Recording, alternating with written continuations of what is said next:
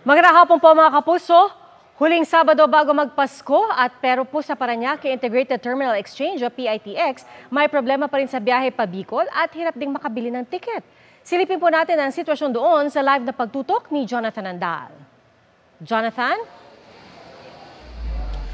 Pia, kung makikita mo sa likod ko, siksika na rito sa PITX. Kahit po dun sa labas ng terminal, yung pila papasok sa main entrance, napakahaba na po sa mga oras na ito. Kung kayo po ay papunta ng Bicol, pahirapan na po yung pagbili ng ticket. Pero pwede po kayo magbaka sakali bilang chance passenger kasi may mga bus naman na dinadagdag. Yun nga lang, sobrang tagal ng hintayan. Yung isang nakausap ko, 5 oras pumila bago nakabili ng ticket.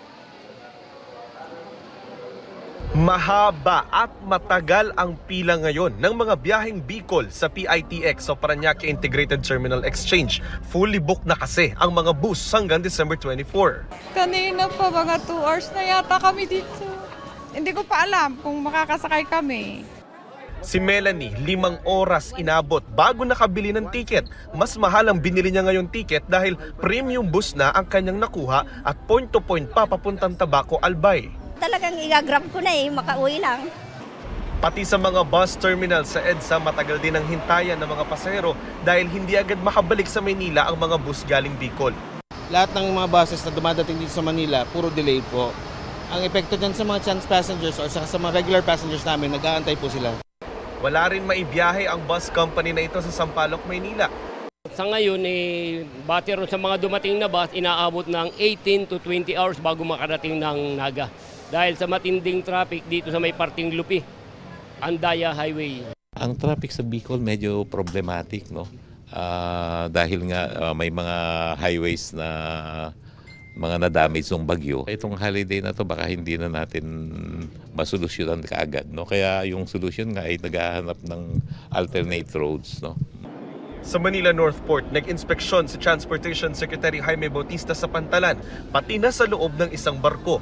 Fully booked na rin hanggang December 24 ang mga biyahe ng barko, lalo na ang papuntang Cebu at Bacolod. Kung babiyahe pagkatapos ng Pasko, tumawag muna sa hotline o i-check online ang website ng shipping line kung may available tickets bago pumunta sa Pantalan. Huwag na po mag-take ng chance or maging chance passenger po sa Pantalan. Huwag na po sila pumunta dito kung wala pa silang ticket.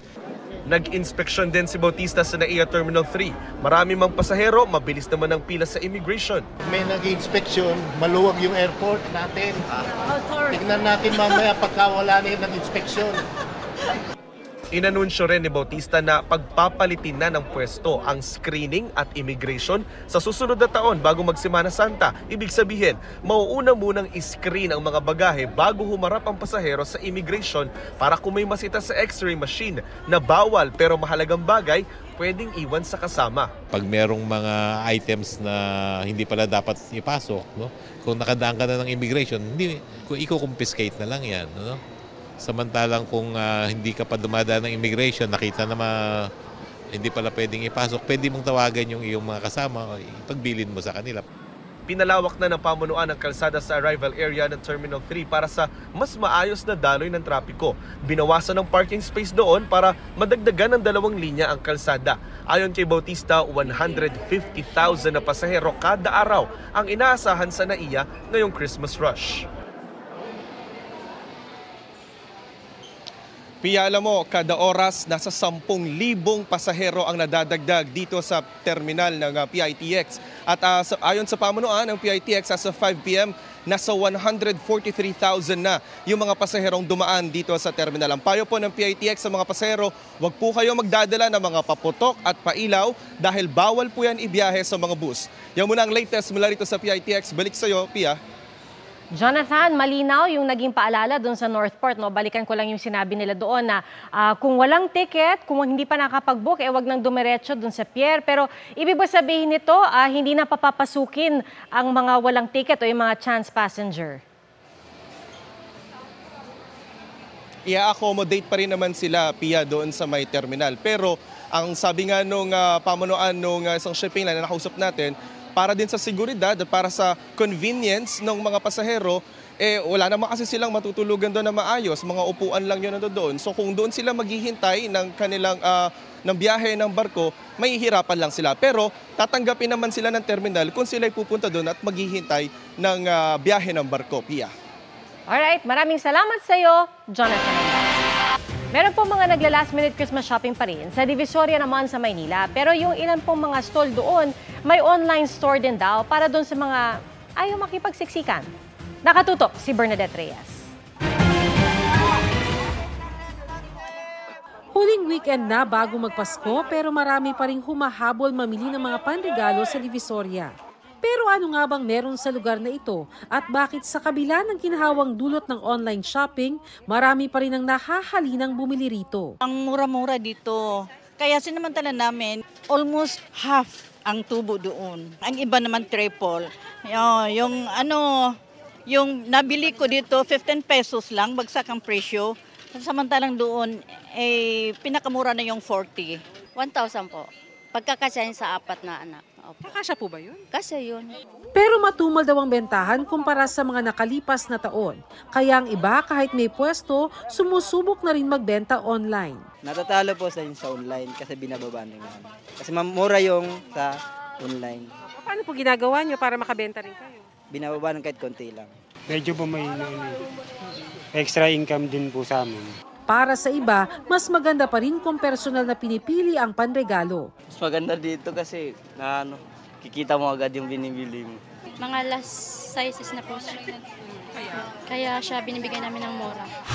Nauna na naglabas ng price guide ng DTI sa mga panghanda sa Noche Buena items. Dahil mahigit 100 items ang nagtaas ang presyo, tulong-tulong ang pamilya ni Vilma sa ihahandang mga putahe. Ambagan po kami ng mga kapatid ko, ganun, para makapaghanda po kami. Para sa GMA Integrated News, Bernadette Reyes, nakatutok 24 oras. Isang eroplano raw ng Pilipinas ang na-monitor ng China na illegal daw na pumasok sa kanilang airspace nang walang pahintulot. Ayon sa China Coast Guard, Biyernes pumasok sa himpapawid ng Scarborough Shoal sa West Philippine Sea ang C-208 aircraft ng Pilipinas. Ang Scarborough Shoal na tinatawag nating Panatag Shoal o Bajo de Masinloc ay nasa loob ng ating 200 nautical mile exclusive economic zone. Binalaan daw ito ng China at pinaalis ang aircraft alinsunod daw sa batas. Giniit din ng China na bahagi ng kanilang teritoryo ang Scarborough Shoal. Seryosong nilabag daw ng Pilipinas ang soberanya ng China at nagbabala sila na agad itigil ang ganitong gawain. Patuloy raw nilang palalakasin ang law enforcement sa tubig na anilay sakop ng kanilang jurisdiksyon. Humingi raw sila ng komento sa Philippine Embassy sa Beijing pero hindi raw ito agad sumagot. As sa Philippine Coast Guard, ang eroplano ay sa BFAR at kasama ng kanilang mga barko na nagsagawa ng lehitimong pagpapatrolya sa Panatag Shoal para sa kaligtasan ng ating mga mangingisda. Git po ng PCG, kusang umalis ang ating mga sasakyan doon at hindi pinalayas, taliwas sa sinabi ng China. Sa bisperas ng Pasko, hindi po aginaldo ang nag-aabang sa mga motorista, kundi taas presyo sa petrolyo. Sa tansya po ng kumpanyang Unioil, posibleng umabot na mahigit piso ang taas presyo sa kada litro ng diesel. 4 na po hanggang 60 sentimo naman ang magiging dagdag sa kada litro ng gasolina. Ang sa Oil Industry Management Bureau ng Energy Department, may epekto sa nakaambang oil price hike ang paglakas ng dolyar at ang pagbaba ng stocks ng krudo sa Amerika. Ngayon po huling weekend, bago magpasko, marami po sa ating kapuso ang humahabol na para makauwi sa kanilang mga probinsya. Kamustahin po natin ang kasalukuyang daloy ng trapiko sa live na pagtutok ni Nico Wahe. Nico, saan ka banda? Pia, nandito ako ngayon sa command center ng SLEX. Pero kanina nagdaan tayo dun sa Calamba at saka sa San Pedro, Laguna area na may pagbigat na ng daloy ng trapiko. Ayon sa pamunuan ng SLEX, ang dahilan niyan ay ang ginagawang road widening. At nandito kami ngayon sa South Luzon. Nagsimulang bumigat ang daloy ng trapiko 1:30 ng hapon kanina sa bahagi ng SLEX sa San Pedro, Laguna. Ayon sa pamunuan ng SLEX, 10:00 ng umaga na magsimulang dumagsa mga sasakyan. Karamihan, maagang umuwi ng probinsya para sa holiday season. 2.3 kilometers ang haba ng pila ng mga sasakyan. 2:00 naman ng hapon na makaabot kami sa bahagi ng Calamba na mabigat na rin ang daloy ng trapiko. Ang dahilan ng traffic sa SLEX, ang road widening na isinasagawa rito. May widening tayo, nagkakaroon ng bottleneck kasi doon. From 5 lanes to 4 lanes, siya naman from 3 lanes to 2 lanes sa may Calamba area. Slow moving lang naman, pero after nung bridge, mabilis na siya ulit. Sa northbound naman o mga pabalik ng Metro Manila, Meron tayong volume dito sa yung bandang C5 area at saka sa Bikutan area. pero ayon sa SLEX, medyo hindi pa ganoon karami ang bumibiyahe. Nasa 50% pa lang daw ng inaasahang 1.1 million daily average ng sasakyan ang bumiyahe mula kahapon. Na-expect namin na usually kapag ganyan, mga 10, 11 p.m., mabigat pa eh. Pero paggabi, alas 9 pa lang ng gabi, light traffic na tayo eh. Posibleng dahil may pasok pa karamihan sa Lunes. Pero handa raw ang SLEX sa dagsa ng mga biyahero. Lahat ng patroller natin nakadeploy po. At yung ganun din ang fire marshal, mga emergency ambulance, dyan din, nakalatag po lahat, pati yung mga quick reaction team natin. Nakalatag at nagdagdag din tayo ng mga ambulance tellers para hindi tayo magka-problema sa toll plaza. 95% naman daw ngayon ng mga sasakyan ay naka-RFID na. Siguruhin lang daw na sapat ang balanse ng RFID para hindi magkaaberya sa toll gates na isa ring nagiging dahilan ng traffic. Pia, mamula-mula na itong daloy ng trapiko, northbound and southbound dyan sa may, yan nakikita nyo, yan yung San Pedro area, gitna yan ng Susana Heights at San Pedro. Ito namang kabilang screen natin, ito naman yung sitwasyon nung Calamba na meron na rin pagbagal ng daloy ng trapiko. Sa northbound, meron ding naitala itong SLEX Command Center dyan sa may Alabang Viaduct hanggang Bikutan na raw ang bagal ng daloy ng trapiko dyan. Yan muna ang latest. Balik sa'yo, Pia. Maraming salamat, Nico Wahe. Ang mga bangkay na ito na nasa ilog ay sakay ng pampasaherong van na sinalpok umano na isang truck sa Pangantukan, Bukidnon. Nagkalat po sa kalsada mga sugarcane o tubo na karga ng truck na sinasabing nakabangga sa van. Batay sa investigasyon, nawalan umano ng preno ang truck. Patay ang 3 sakay ng van kasama ang driver. Sugatan naman ang driver at ang pahinante ng truck. Posible maharap sa kasong reckless imprudence resulting in homicide ang driver ng truck na wala pang pahayag sa ngayon. Patuloy na bumibigat ang daloy ng trapiko sa malaking bahagi ng Metro Manila ilang araw bago ang Pasko. At mula po sa EDSA Mandaluyong, nakatutok live si Jamie Santos. Jamie? Pia, lamig ng ulo, mahabang pasensya at lakas ng pangangatawan, yan yung dapat na baon ngayong Sabado, huling weekend bago Pasko dahil simula kanina hanggang ngayong hapon, mabigat ang traffic. Pasado alas 2 ng hapon nang simulan naming bagtasin ang EDSA northbound. Maluwag pa ang kalsada bago makarating ng Quezon Avenue flyover. Pero pagdating ng mismong flyover ng Quezon Avenue, simula na ng traffic. Slow moving ang mga sasakyan hanggang makababa ng flyover. May punto pa ngang aabuti ng ilang minutong nakatigil ang sasakyan. Mas mabagal pa ang usad ng mga sasakyan pagdating sa magkasunod na mall sa North EDSA dahil sa mga sasakyang pumapasok at lumalabas ng mall. Sinasamantala na rin ng ilan ang trapiko para kumita.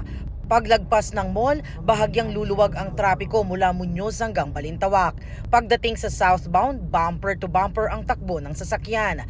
Ilang motorista rin kasi ang pumapasok sa mall sa bahagi ng Muñoz. May bahagi naman ng northbound at southbound ng EDSA na moderate to fast moving ang takbo ng trapiko. Pero babagal yan pagdating ng Green Hills, Ortigas, Mandaluyong dahil sa U-turn slot patungo sa mall. Sa area ng Guadalupe, maluwag ang trapiko. Babagal na lang muli pagdating sa may area ng Pasay.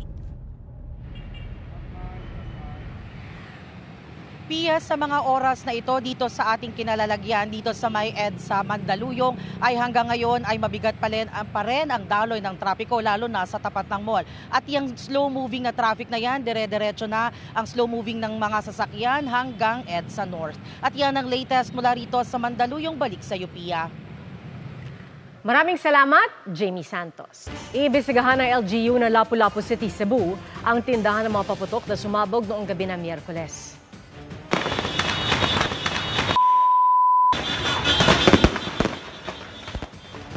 Aalamin ng lokal na pamahalaan kung bakit nagkaroon ng permit ang nasabing tindahan na itinayo malapit sa isang bahay. May mga itinakda raw na firecracker zone sa lungsod kung saan pwedeng magbenta ng mga paputok. Sinusubukan pang kunin ang panig ng Lapu-Lapu City Fire District ukol sa fire safety permit ng mga tindahan ng paputok.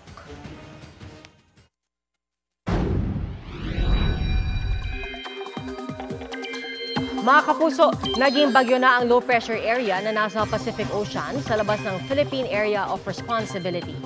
Maghahatid ng maulap na panahon at kalat-kalat na pag-ulan ang trough o extension ng tropical depression sa Mindanao, lalo na sa Zamboanga Peninsula, Palawan, Basilan, Sulu at Tawi-Tawi.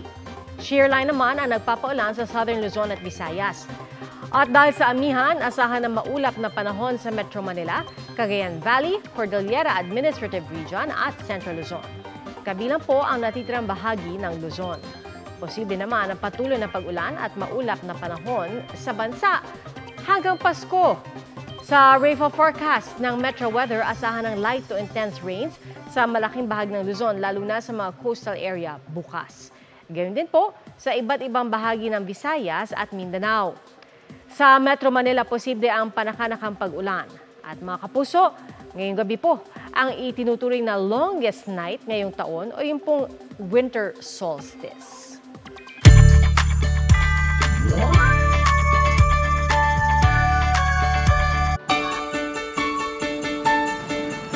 Mula sa simpleng lilim na naibibigay ng mga puno hanggang sa pagharang ng mga kabundukan sa malalakas na kalamidad tulad ng bagyo.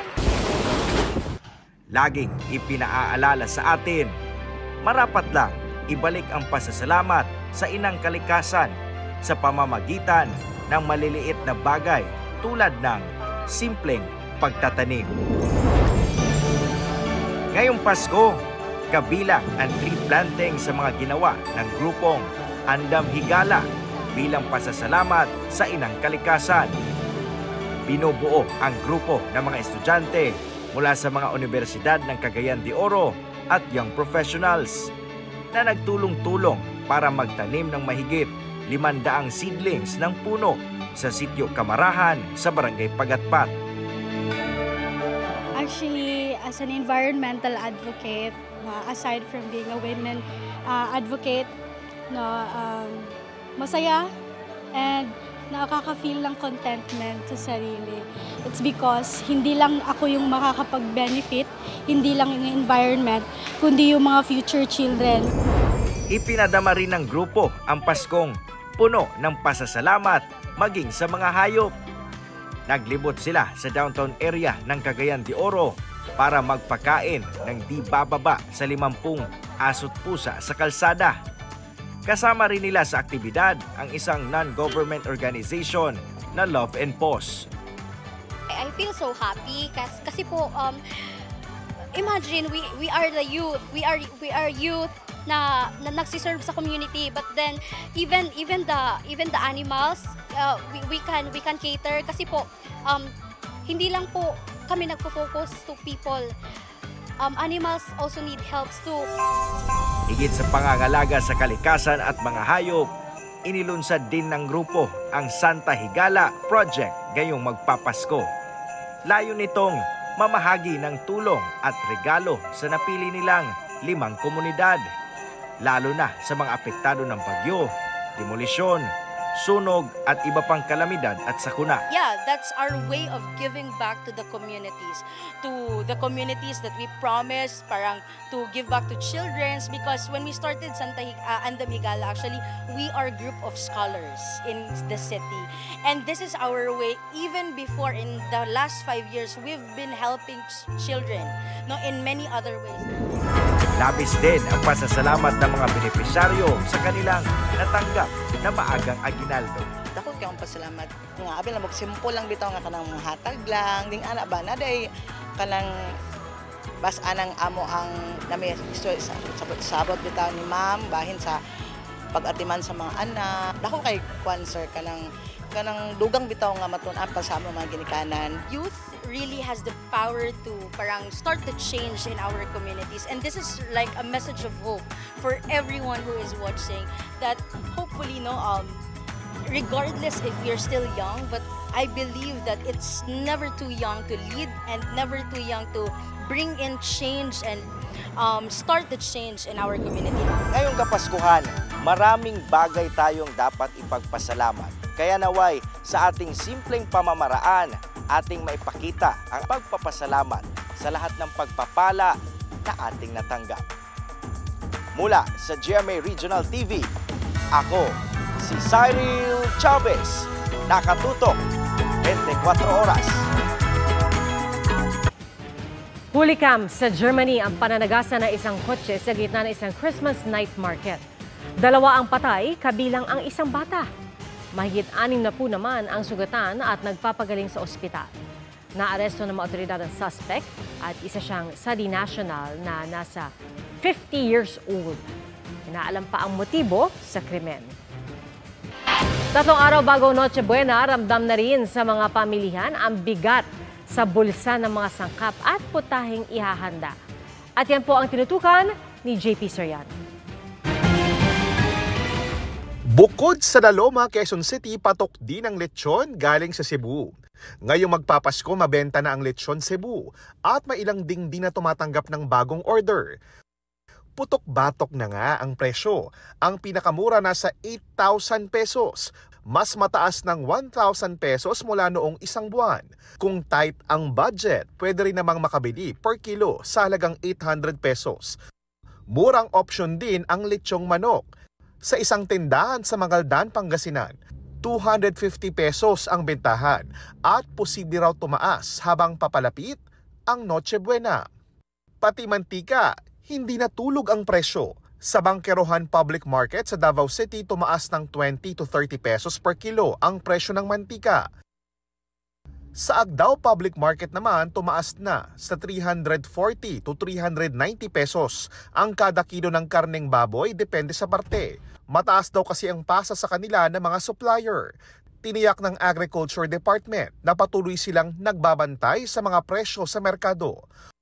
102 ang mga Noche Buena items na tumaas ang presyo. Batay sa price guide ng DTI, 13 naman ang bumaba ang presyo. Nauna nang sinabi ng DTI na wala nang iba pang magtataas ang presyo maging sa mga pangunahing bilihin hanggang matapos ang 2024. Para sa GMA Integrated News, JP Soriano, nakatutok 24 oras. Kanya-kanya tayong paandar sa pag-decorate ng Christmas trees. Pero sa Palo, Leyte, palong-palo ang kanilang puno kahit walang Christmas lights at decor. Saan kaya ito gawa? Kuya Kim, ano na?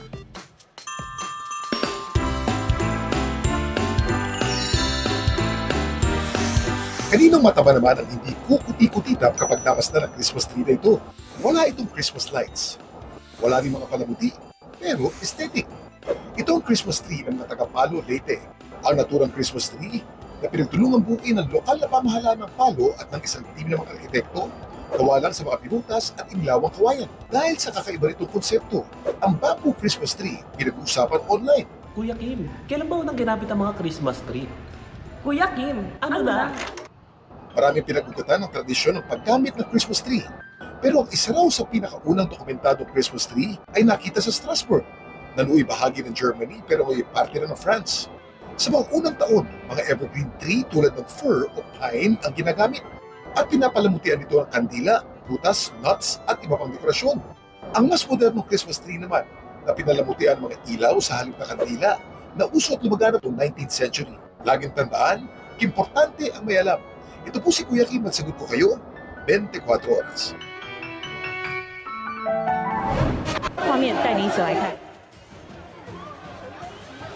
Nagkagulo ang mga mambabatas sa Parliament sa Taiwan. Pinagpatong-patong ang mga upuan ng mga taga-oposisyon para iharang sa pintuan nang hindi makapasok ang mga kasapi ng ruling party o nananaig na partido. Nag-ugat ang tensyon dahil sa isinusulong na panukala ng oposisyon kaugnay sa pag-amyenda sa ilang probisyon sa saligang batas. Pero inalmahan ito ng ruling party dahil manganganib daw ang integridad ng konstitusyon. Tinambangan ng riding in tandem sa Zamboanga City ang sasakyan ng Provincial Election Supervisor ng Sulu. Ligtas ang election supervisor pero nasawi ang kanyang kapatid na tinamaan ng bala sa ulo. Galing po sa airport ang magkapatid at pauwi sana sa kanilang bahay nang mangyari ang pamamaril. Agad tumakas ang mga salarin. 8 basyo ng kalibre 45 ang nakuha sa crime scene. Kinundina ni COMELEC Chairman George Garcia ang insidente at nanawagan ng agarang aksyon mula sa mga otoridad.